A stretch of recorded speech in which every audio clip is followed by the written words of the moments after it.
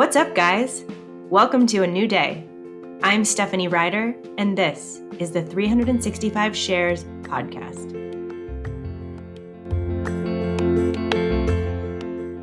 It's January 8th, 2024, and this is the 8th episode of the 365 Shares podcast, which means that I've now done this for more than a week.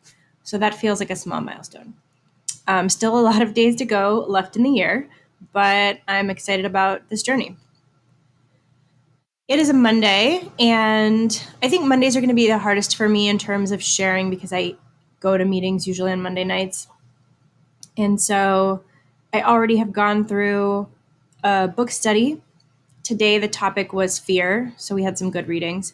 And I already shared today and listened to other people share, but I didn't talk specifically about today's topic, which is triggers.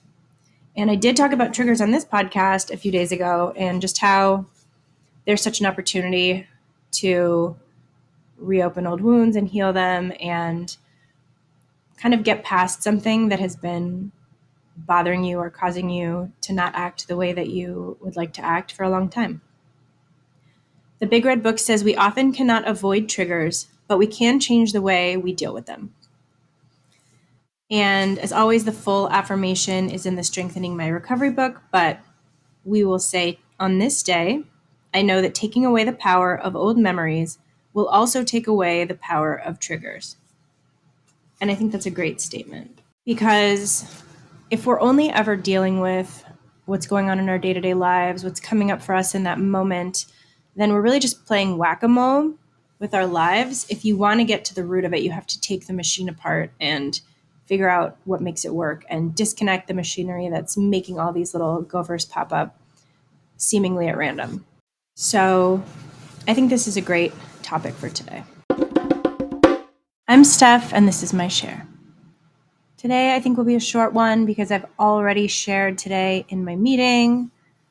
I shared some stuff about my false self and some of my siblings' false selves and how we argue when we're all our false selves together. And so I'm taking some time apart. And that is really a good example of being triggered because I have developed a way to be, happy and fun with my siblings when all the circumstances are right. But as soon as one thing breaks down, as soon as one person pops into their false self, then everyone jumps back into their old roles. It's like all hands on deck, everyone's running around.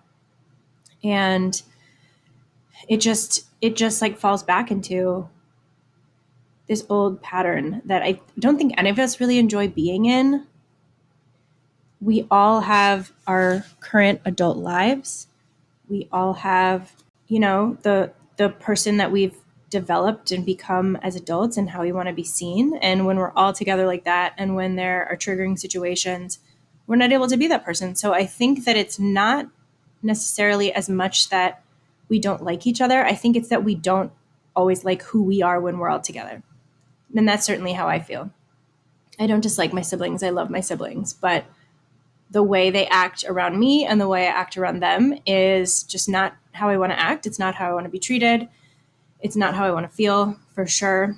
It's just basically always in this triggered state. And I've always thought it would be so great to do some kind of family therapy. I'm hoping that at some point my sister will be open to something like that.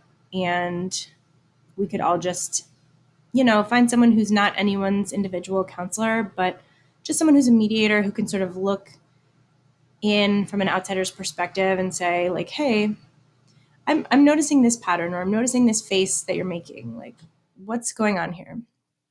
And I just think that would be so helpful for us. And it's not something that I think anyone's really itching to do except for me, but I'm holding out hope for it because I think it would be something that would be beneficial in the future. So I'm just keeping myself optimistic, and I'm going to keep working on myself because that's all I can do. I say my serenity prayer. I think about the things that I have control over, which is really just me and my actions and my thoughts and my behavior, and continue to work on triggers. And when something comes up, when I find myself in a really super emotional state, I let myself feel the pain, and I listen to sad songs or songs that will cheer me up. But I always just try to take that step back and say, okay, what is my lesson here? Because if I don't tackle this lesson now, it will come up again. And the author Gabrielle Bernstein talks a lot about that and accepting your universal assignment. And the universe gives you an assignment and you don't have to accept it, but it's going to keep presenting you with the same assignment until you accept it. And it's like a video game until you beat the level. You can't get past the level until you beat the boss and move on to the next thing. And I think a lot of our triggers and our personal work is like that as well.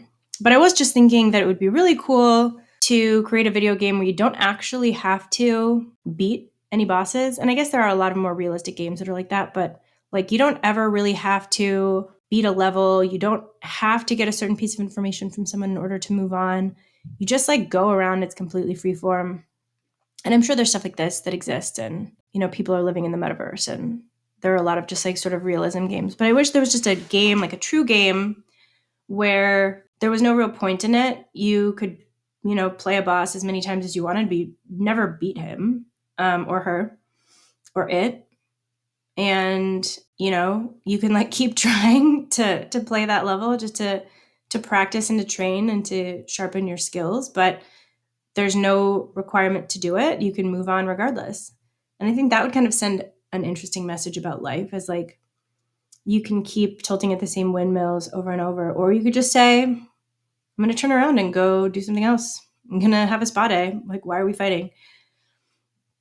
So I think that would be a cool message. And that's really all I have today, but I'm really appreciative of anyone who finds this podcast at any point in the future. Right now it is January 8th, 2024.